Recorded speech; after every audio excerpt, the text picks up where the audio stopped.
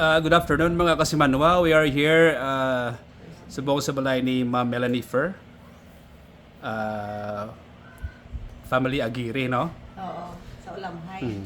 Sa Ulamhay. Kag subong, we are going to ask some questions sa kay Ma'am Melanie Fer kung paano siya bala naka-survive. I know nga damo sa mga manaplahanon nga gusto man makaahon sa sa kahirapan na silingra sa Tagalog. So subong may mga questions kita i-ask kay Ma'am Melanie. Iti siya sa nangin manaplahanon nga inspiration sa tanan ng mga kasimanwata. So we have some questions, personal background, journey, abroad, family and sacrifice. Baka si Mahibibi ini sa family and sacrifice. We have life in Switzerland and success and inspiration. Kag of course, ang aton karon nga end. So masukot naman sa personal background. But before that, please introduce yourself, ma'am. Yes, hello. Sa mga kasimanwa ko dito sa Manapla. Ako si Melanie. Siguro damo na mga pamilya ko nakakakilala sa akin. So, good afternoon to all. This is Sir Arnel. Nag-wish time gid siya para sa akon. I-interview ko niya gid kuya ko, no? Okay, no problem.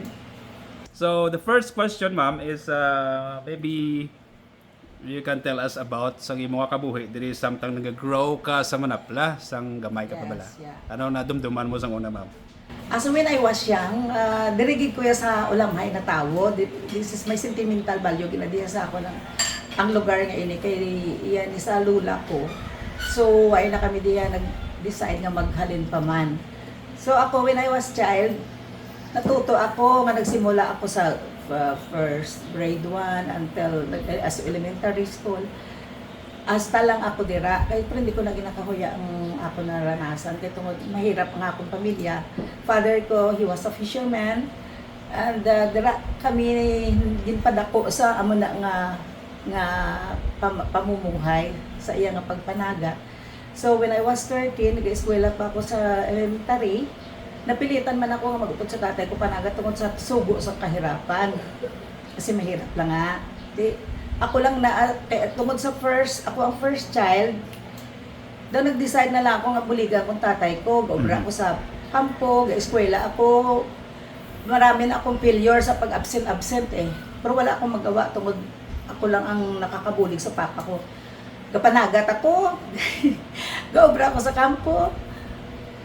Muna gabuli ka panisi ko, gabaligya kami sisi kun may hunas, amo nang ginabuli ko sa nanay ko kay kung kisabla kung magmadlos hindi man ang tatay ko kapanaga, di damo kami mega panikhan ko gabaligya sisi tagji sa matado. Tika tagbainching ko. So okay lang na wala problema sa akon. Nag ako nakita ko kung paano kabudlay sang life namon.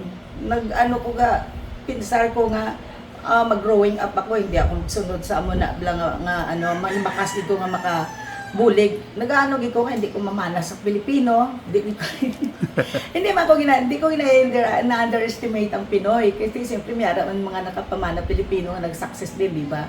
Pero ako ya lagi sa dugan ko nga hindi. So hanggang na ako nagpakatulong ako dira sa naagyan ko manilhig sa tangkal, manilig sa poultry and piggery. Naranasan ko da sa Talaban kay Higalyo. Then nag-babysitter ako sa mga anak da mga Miraflores da sa crossing, nag-babysitter din ako sa mga anak nila. Then mayroon sa akon kung gusto ko, ang sweldo ko dan 40 pesos to 45 peso a month. Then nagdesisyon ako, may may dalon to sa Manila nga dito kantay yung mga porkies na bala sa Victorias. Nga amo na dito nga nila nga tag 70 naman ang sweldo. Nagdesisyon naman ako. So no kay ang ama ko, ang iyang bata is dentistry.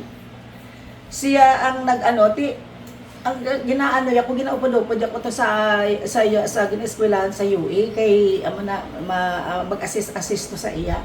Hanggang may sila nga mga 15 ako mag-17 na ako eh. Mag-turning to 18 na. Munto dayon nga sining ko sige okay lang na ako ga-assist sa iya siya ako pang ligpit to sa mga kinahanglan niya. Hasta nga may isa ka Swiss nga nagsulod to nga nagpa-dentist sa UA na to nga kilala man sang iya to mga kama. Hasta nagkagusto sa akon amo to dayon nga naghambal nga mabalik sa kuno sa Pilipinas kaya mo asawa ko niya ko. Amo tong time na nagkakilala kami, di siyempre turning to 18 na ako that time. Kaya mo to nga nagdesisyon ako nga singko why not. Amo na singko ang time ko ang pagkakataon nga makaasawa ng foreigner. Amo to that time. Then nagpakasal kami din sa Manapla, nagbalik siya, nagpakasalan niya gid ko din sa Manapla. Amo to dayon nga after that na dindalayan ako going to Switzerland. Amo to nga pasalamat ko sa Panginoon nga amo nang naranasan sa buhay ko sa dili sa Philippines. Amo na nga daw ginswerte pakinggan ni Lord ang ako nga dasal sa iya. Nga amo na siyempre deep inside naman na ang dasal mo, hindi mo naman na ano sa iban niya nga mo nang imo ginadream. Pero patunayan kung I see. So that was the background of Ma'am Melanie Fer. yeah. Anong imo name gid nga sa una mo real name? Si Melanie Aguirre. Why ko na Aguirre. nagpalit sa ngalan ko ako na sa iya. The song? Alias Daday kasi panayaw ko Daday diri sa among. Then when I was then dala ko sang bana ko sa Switzerland. I don't think nga may pera yun. Wala ako nag-isip na yung ganon. Wala talaga sa isip ko. Siyempre, mahal mong lalaki.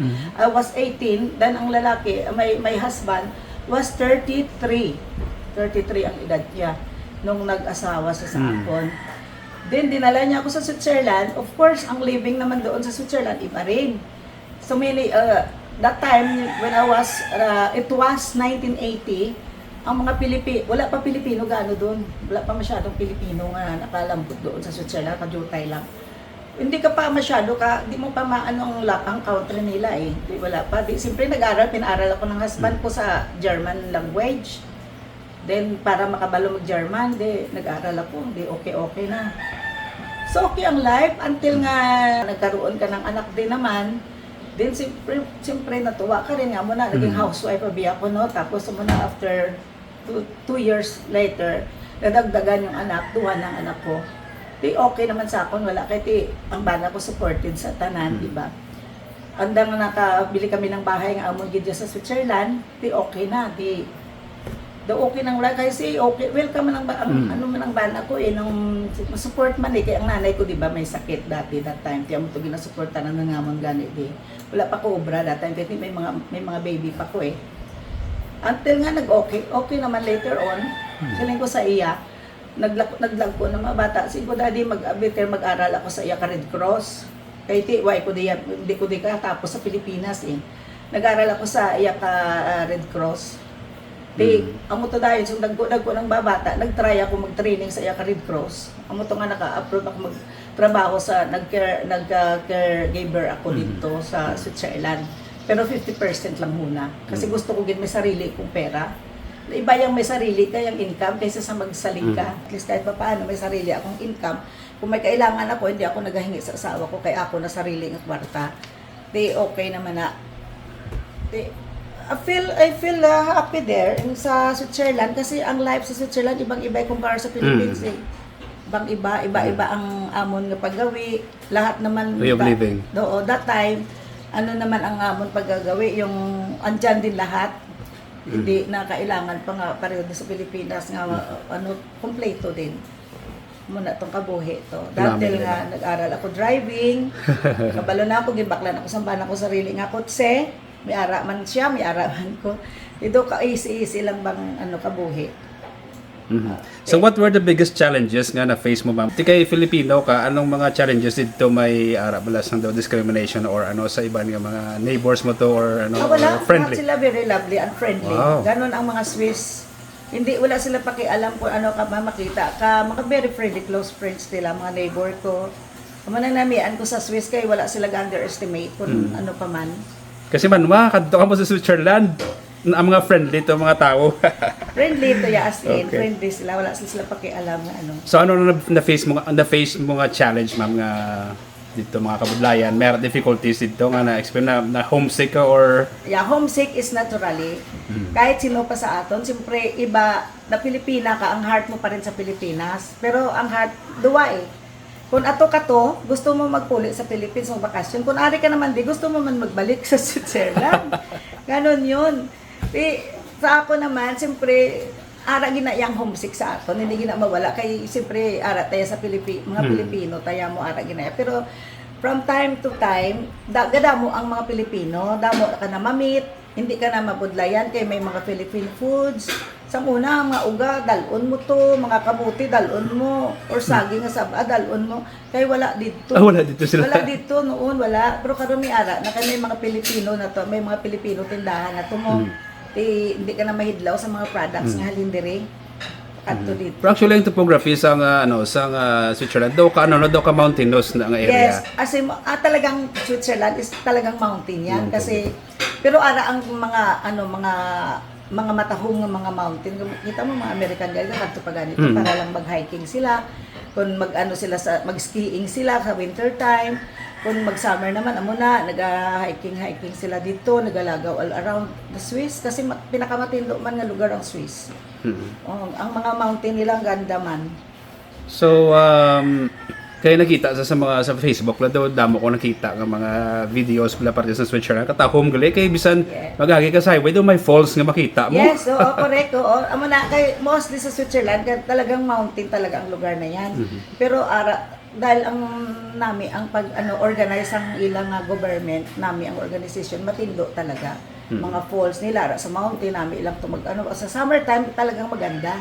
So sa winter time naman hindi ko bet kasi hindi man ako marunong mag-winter sport. Mga skiing na mga hindi ko okay lang na ako may noon mga anak mo mag-slide ko sa snowman lang pwede lang obra snowman. No problem kinaya kay purti ka na mo kas no. Wala gina yung problema. Subong mag-starting na ngayon this month, starting na ang spring season. Kaya pagbalik naman to mainit-init naman pero hindi gid man siguro nga masyado mainit. Medyo colder lang. So ang temperature isa man ka challenge mo ang temperature kay tila ending temperature sa Philippines mo. Pero kung nasanay ka di naman kasi imagine mo 45 years na ko dito. Mga pila ka years kag naka-adapt, naka-adjust ka sa temperature. Automatic naman na. Ko na to. Ikaw doon ka naman, nagasunod ka naman sa mga amo na eh. Hindi naman, wala ako. Pamana ng Filipino, mamo, dali na maka-adapt ang Philippines ya.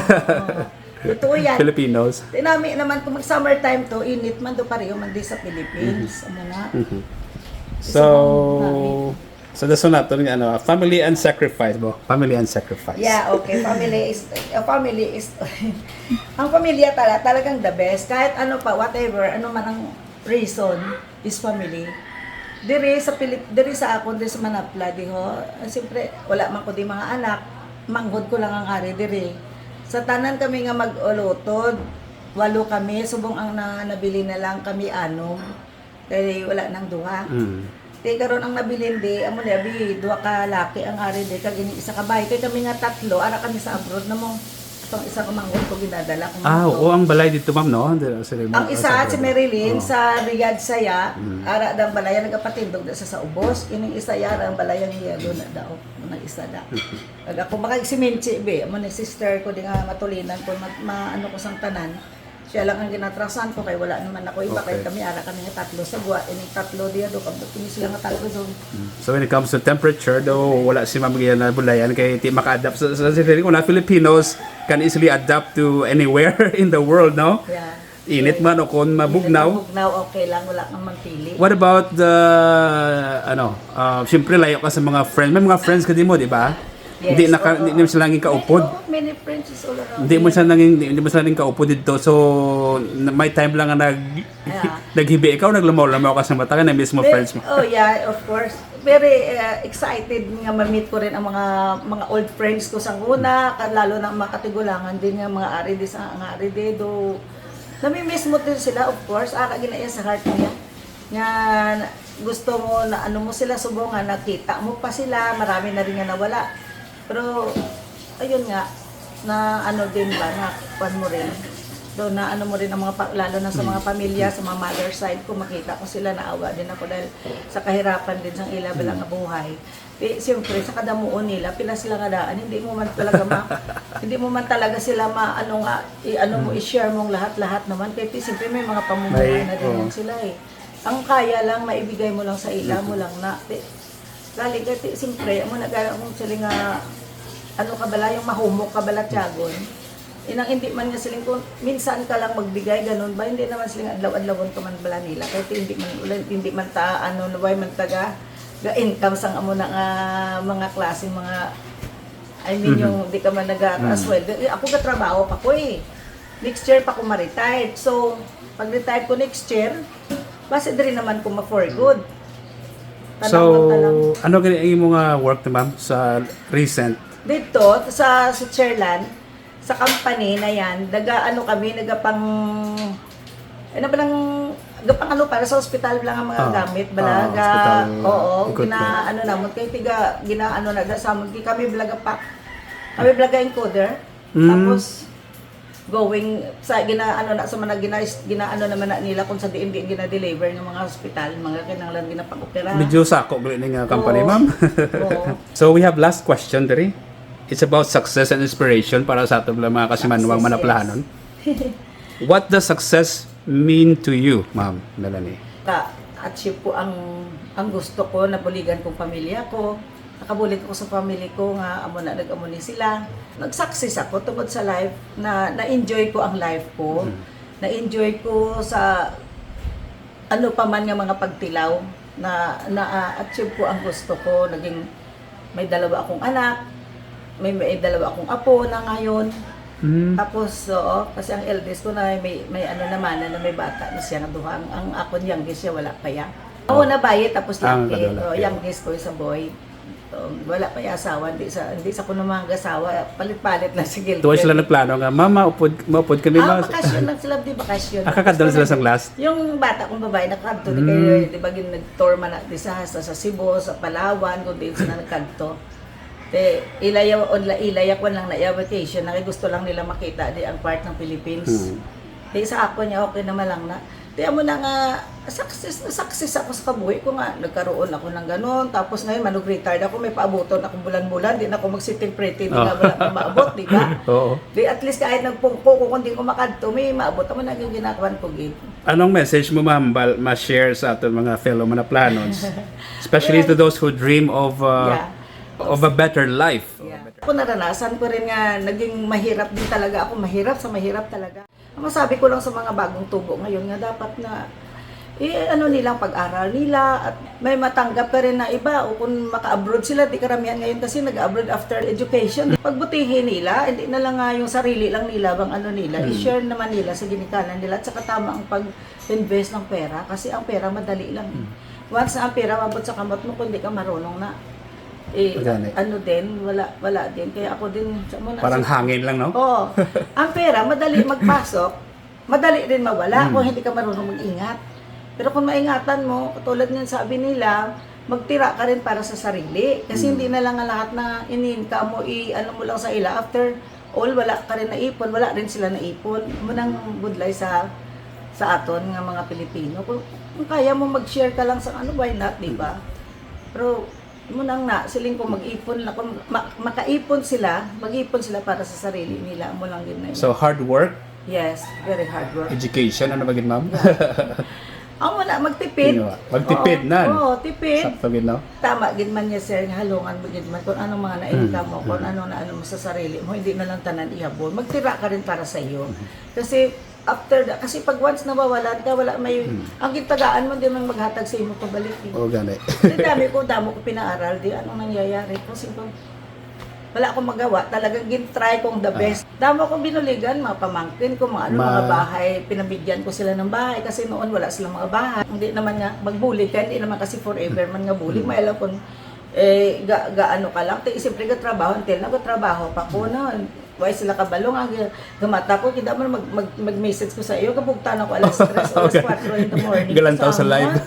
Oo, kay ti mag-work ko alas 6 may duty mo ti kinahanglan kay hindi ka tuyo magpaano adlaw-adlaw to ya kay nanglan on time ka gid na iya nga amo na. Gani kasi man hindi kita mangin dapat mangin mapisan kita sa tanang ati no. Kinahanglan gid ya as in. Kag of course pagsalig gid sa ato mga Panginoon, pray lang gid kay Lord kay tanan. Alam mo na gani gina siling ko sir, nga kung anong mga troubles, nga mga nag-aabot sa akon, nga daw, siyempre daw kasakit man bala o kabugat, ipangamuyo lang kay Lord, alam mo, may solusyon. Another day, mag-wake up ka, ang gali, no, ay, oo na, ano, may isolvar, may maamo na. Totoo yun. Kaya naranasan ko na pila ka bisis mo, lalo na kung kisa may mga, minsan masakit ang makatawan mo, mag-prayer ka lang, magpagkaaga doon na wala ka ng sakit. Tapos mo na, magsweldo ka, tagaan mo di sila do ka. Balik tayo. Mag-anda yun sa isip ko na, oo, natagaan to sila, okay na, may bakal na to sila sa amonya mo to, okay na. Doon ka na ami maglapamatyagan mo kung naka-share ka, nakahatag. Amo na ganyan balsang balsang word of God nga ano ko no nga give and it shall come back to you. Yes. Kapin pa may After, mga problema, oh. something na nag-aabot din sila sa pamilya ko. Day, muna. Sing ko, ate, sige lang, dali lang. Kay tanawad ko ni ane ko. Oh. Di malipay na isla dayon Oh. niya kung may padala ka na. So niya, kaya nasolve rin na problema. Oh, Pero, di ko pa, sing ko, wala na ni, zero balance na yung account ko. Kaya, sige lang, okay Sige. lang. Nanglan man gid magtipig sa tanan si Ma'am Melanie nagtipig nimo.